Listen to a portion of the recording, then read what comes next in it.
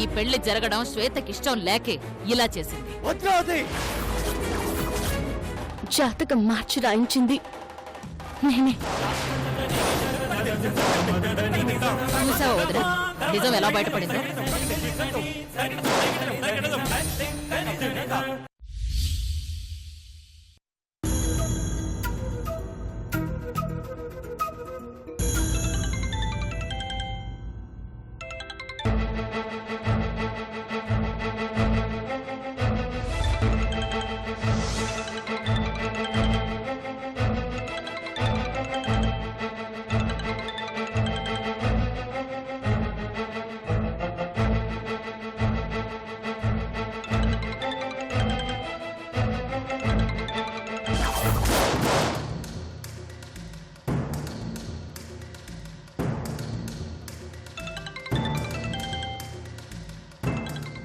అభి,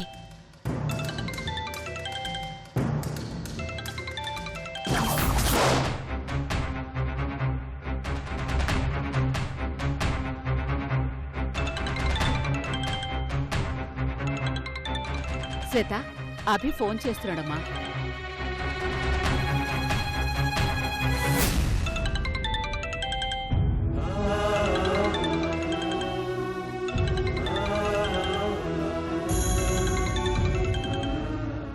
మాట్లాడమ్మా.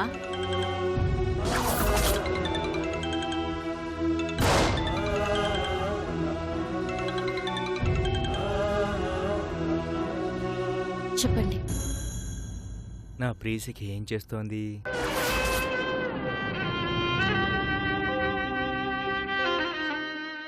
కాబోయే శ్రీమతి గారు ఈ మధ్య చాలా పొదుపుగా మాట్లాడుతున్నారు. ఎందుకో తమరి నోటి నుంచి జారే ముత్యాలు మేము అమ్మేసుకుంటామనా? హలో మేడం, మాట్లాడండి. వింటున్నానండి. మీరు వినడం కాదు, మీ గొంతు మాకు వినాలనుంది. నా మీద కోపం వచ్చిందా? ఎందుకు? మా వాళ్ళు మీ ఇంటికొచ్చి అలా అడిగినందుకు. అలాంటిదేం లేదండి. నీ స్థానంలో నేనున్నా అలాగే ఫీల్ అవుతాను. ఎందుకంటే ఇది చాలా సెన్సిటివ్ మ్యాటర్. ప్రతి మనిషికి ఆత్మాభిమానం, ఆత్మగౌరవం ఉంటాయి. వాటిని ఎవరైనా అనవసరంగా కామెంట్ చేస్తే బాధ అనిపిస్తుంది.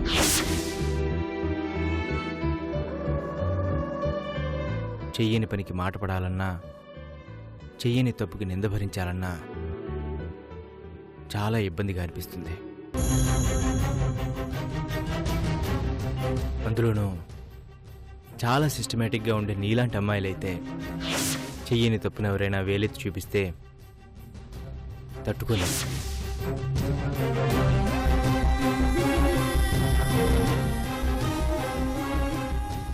ఆ విషయంలో నేను కూడా అంతే.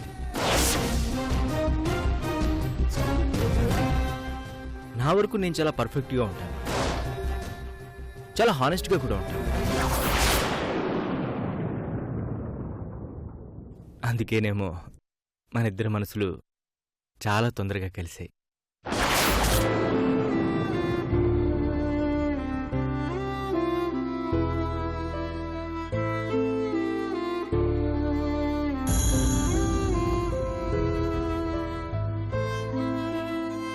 ఎనీవే, జరిగిన దానికి నువ్వు హర్ట్ అయి ఉంటే I'm very sorry.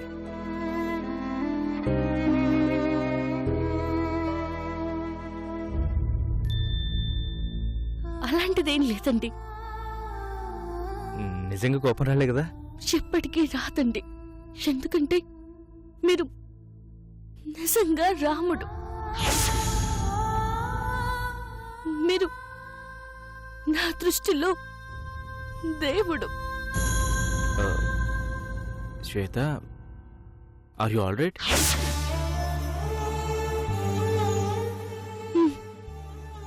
Okay. Actually నేను ఎందుకు కాల్ చేసినా తెలుసా? మా అమ్మ వాళ్ళు వచ్చి మీ అమ్మగారి గురించి నువ్వు చేయాలనుకున్న త్యాగం గురించి చెప్పగానే ఎంత అద్భుతంగా అనిపించిందో తెలుసా?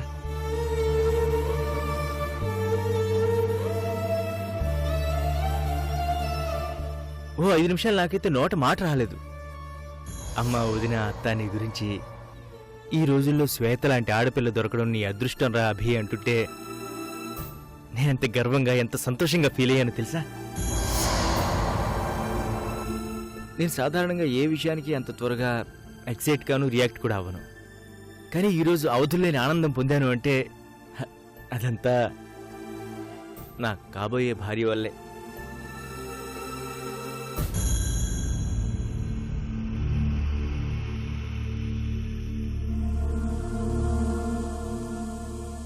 ఆ పరమశివుడిలో పార్వతీదేవి సగభాగం అయితే ఈ అభిలో శ్వేత పూర్తి భాగం అయిపోయింది.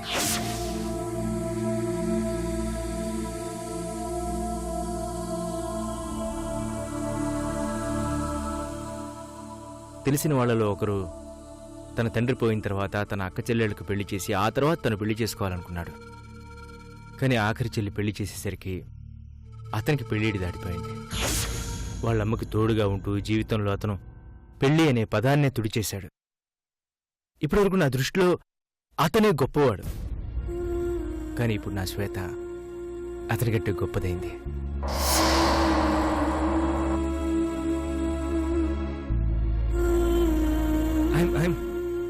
I'm so lucky Shweta, so lucky.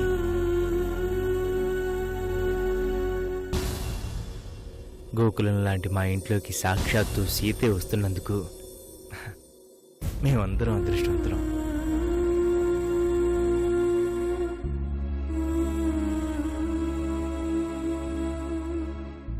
ఈ విషయం చెప్పాలని ఫోన్ చేశాను. బాయ్ శ్వేత. బాయ్ అండి.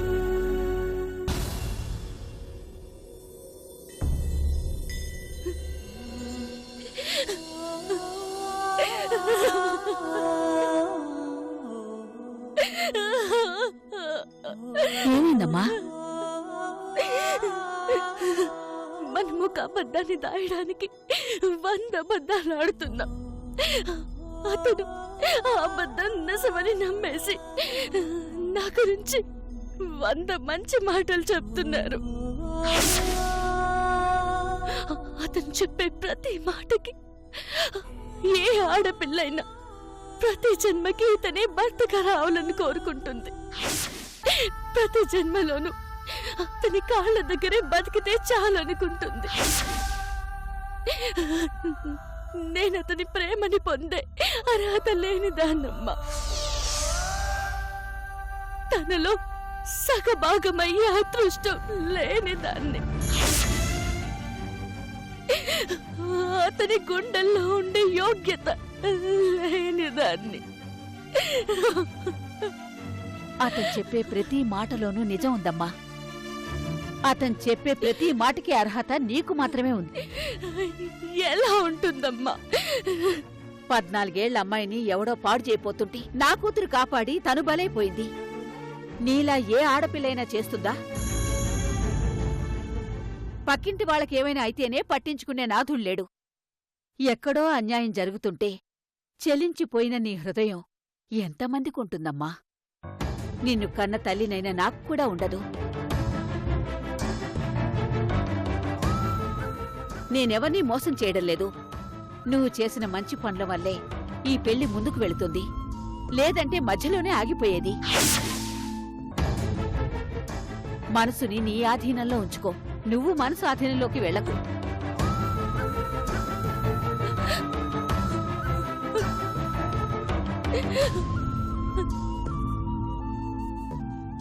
రగులుతోంది తన లోపల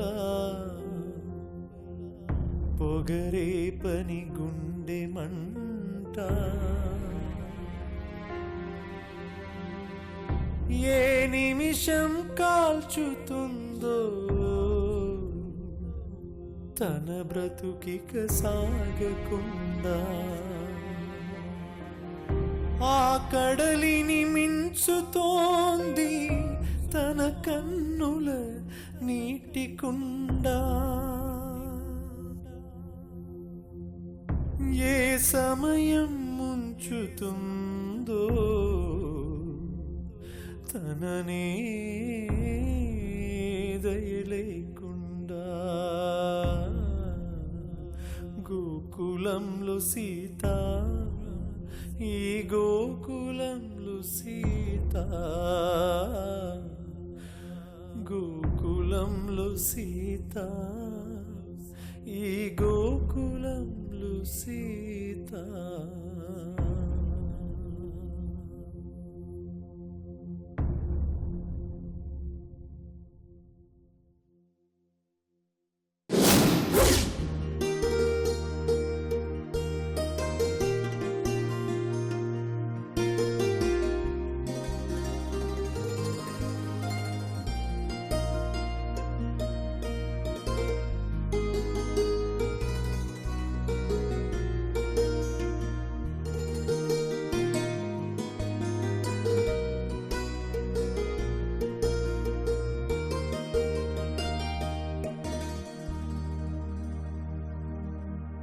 సురేష్ గాడు ఎప్పుడు చెప్పిన టైంకి రాడు.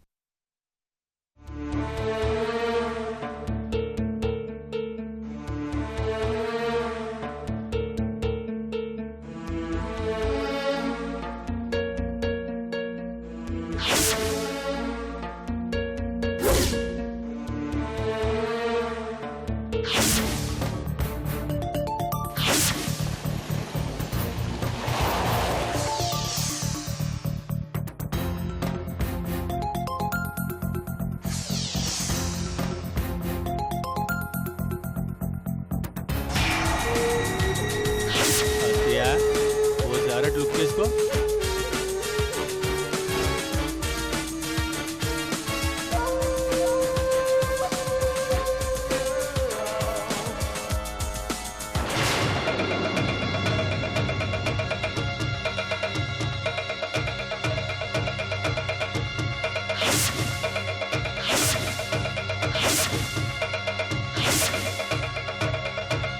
ఆ తెల్లతో వేసుకుని మోడర్న్ గా కనిపిస్తాను కత్తిలేటి పిల్ల పేరు స్వర్ణ.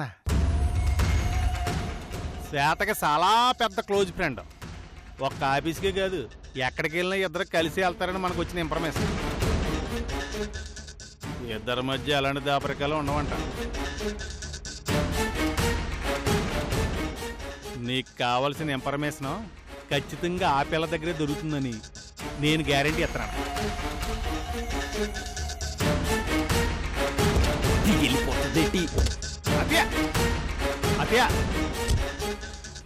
అత్య నా మాటిను. ఏంటి నువ్వేదో అనుకుంటున్నావు కానీ అది పెద్ద దేశముదురు. దాన్ని ఎలా డీల్ చేయాలో నన్ను ఐడియా చెప్పమంటావా? నువ్వు ఈత నేర్పించడానికి నేను చేప పిల్లని కాదురా, తిమింగలాన్ని. తిమింగలానికి కూడా చిన్నప్పుడు వాళ్ళ అమ్మాయి ఈత నేర్పిద్ది అత్తయ్య, తెలుసా? ఎవర్ని ఎలా వంచాలో నాకు తెలుసు. దాన్ని ఇక్కడికి తీసుకురావడంతోనే నీ పని అయిపోయింది. మిగిలింది సినిమా చూసినట్టు చూడు. అంటే పేన స్నేహితులు కొన్ని నిజాలు పేనం పోయినా చెప్పరంటారు కదా, అందుకే చెప్తున్నాను. దాన్ని మాయ చేసి మంత్రం వేసి దానికే తెలియకుండా దాంతో ఎలా నిజం చెప్పిస్తానో చూడు. ఆల్ ది బెస్ట్ అత్తయ్య.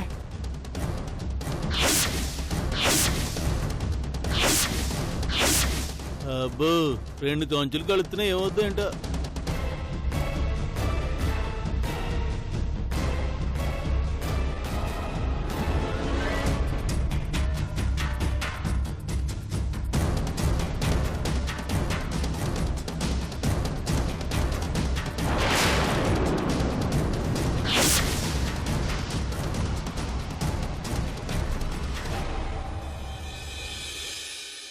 ఏమ్మా స్వర్ణ, బావున్నావా?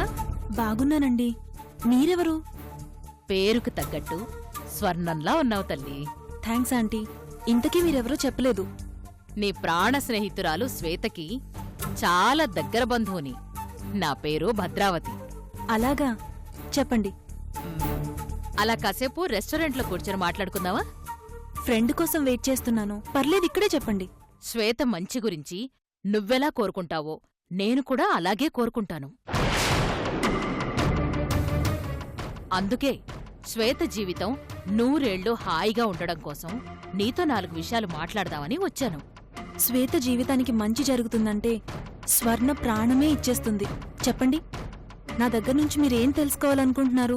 ఏ ఆడపిల్లైనా మంచింటికి కోడలు కావాలని ఆశపడుతుంది, అవునా? అవును, మన శ్వేతకి ఎంత మంచి సంబంధం వచ్చిందో నీకు తెలుసు కదా. తెలుసు. అది బంగారం కాబట్టి ముత్యం లాంటి భర్తను దేవుడిస్తున్నాడు. అలాంటప్పుడు అంత మంచి సంబంధాన్ని ఏ ఆడపిల్లైనా వద్దనుకుంటుందా? ఎందుకొద్దనుకుంటుంది? మరి శ్వేత ఎందుకు వద్దనుకుంటోంది? ఆ పెళ్లి ఆపడానికి జాతకం ఎందుకు మార్చి రాయించుకుంది? శ్వేత అలా చెయ్యొచ్చా? తప్పు కదమ్మా. తనలా ఏం చేయలేదే. ఎందుకమ్మా తెలిసిన నిజాన్ని కూడా దాయాలని చూస్తావు? చెప్పాను కదా, నేను చాలా దగ్గర బంధువుని అని. నీ తర్వాత ప్రతి విషయాన్ని నాతోనే చెప్పుకుంటుంది.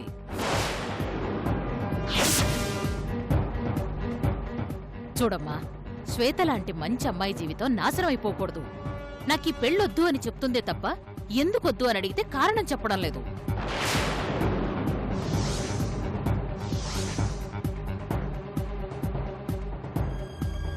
ఏదో జరిగింది. బెంగళూరులో ఆఫీస్ మీటింగ్కి వెళ్ళొచ్చిన దగ్గర్నుంచి శ్వేత బాధపడుతోంది. అక్కడే ఏదో జరిగింది.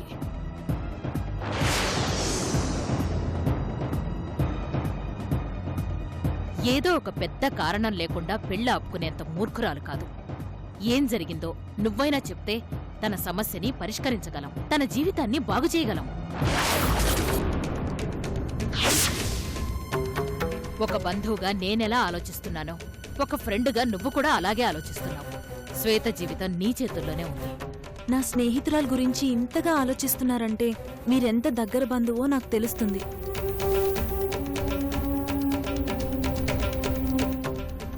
అమ్మని అత్తయ్య బాగానే డీల్ చేసింది. కరెక్ట్గా ట్రాక్లోకి లాక్కొచ్చింది. మా అత్తయ్య బుర్ర అమ్ముకున్న బుల్ డబ్బులు వచ్చేస్తాయి. మీ ద్వారా నా శ్వేత జీవితం బాగుపడితే నాకంతకంటే ఇంకేం కావాలి? చెప్పమ్మా. చెప్తానా ఆంటీ? శ్వేత జీవితంలో ఒక ఘోరం జరిగిందా ఆంటీ?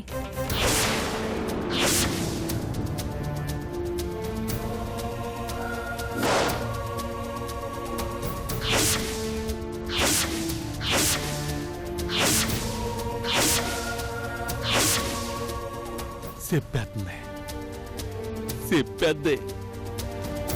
ఏ ఆడపిల్ల జీవితంలో జరగని ఘోరం జరిగింది.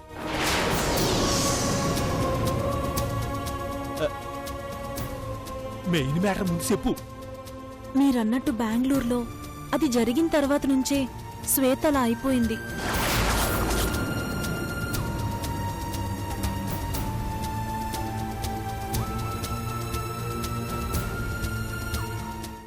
ఆవకాయ ముక్కలకి ఎంతసేపు ఊరిస్తావే? తొందరగా చెప్పు. ఆ రోజు జరిగిన దానికి నేనే ప్రత్యక్ష సాక్షిని. నేను కూడా చాలా అప్సెట్ అయ్యాను. ఏం జరిగిందో తొందరగా చెప్పమ్మా. చెప్పడానికే చాలా బాధగా అనిపిస్తుంది ఆంటీ. జరిగిందేదో జరిగిపోయింది, బాధపడకు. ఏం జరిగిందో తొందరగా చెప్పు. ఆ రోజు ఆ రోజు ఆ రోజు ఆ రోజు ఏం జరిగిందంటే ఏం జరిగింది? ఆ రోజు అది అది ఈడెవడో పాయసంలో ఇంటికి మధ్యలో. సినిమాకి టైం అవుతుంది, త్వరగా రా. ఒక ముఖ్యమైన విషయం మాట్లాడుతున్నాం బాబు. సినిమాదేముంది, ఈ రోజు కాకపోతే రేపైనా చూడొచ్చు. ఎవరివిడా? తెలిసిన ఆంటీలే. చూడండి, దీని గురించి మీకు తెలీదు. అడిగిన వెంటనే సినిమా చూపించకపోతే తర్వాత పెద్ద గొడవ పెట్టేసుకుంటుంది. అందుకే ఒక్కొక్క టికెట్ 200 పెట్టుకున్నాను. 200 ఏముంది బాబు, కావాలంటే నేను 2000 ఇస్తాను. ఆఫర్ బాగుంది కానీ నాకు అవసరం లేదు. స్వర్ణ నూరా? పోనీలేరా, రేపు వెళ్దాం. నాకంటే ముఖ్యమైన మీటింగా? రా. మొండోడాంటీ. బాయ్ ఆంటీ, మళ్ళీ కలుద్దాం. ఏమనుకోకండి. అది కాదమ్మా. అయ్యో సారీ ఆంటీ, నా ఫ్రెండ్ శ్వేత గురించే కదా. తప్పకుండా కలుద్దాం. ఉంటానాంటీ, నువ్వు పోనీరా.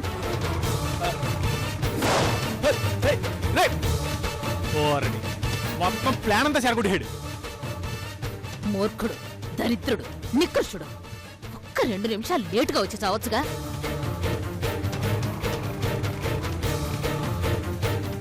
చేతిలో డబ్బునో ప్లేటు దగ్గర అన్నాన్నో లాగేసుకునుంటే ఇంత బాధపడేదాన్ని కాదు. నోటి దగ్గర నిజాన్ని లాక్కెళ్ళిపోయాడు దరిద్రుడు. నీచుడు. ఛీ! సినిమా మొత్తం చూసి క్లైమాక్స్ మిస్ అయిపోయినట్లేదా పరిస్థితి? దీనికి ఖచ్చితంగా నిజం తెలుసు. ఎలాగైనా రాబట్టాలి. ఇప్పుడేనో ఐడియా ఇస్తాను ఏంటవా? చెప్పు. నేను ఎంక్వైరీ చేసిన ప్రకారం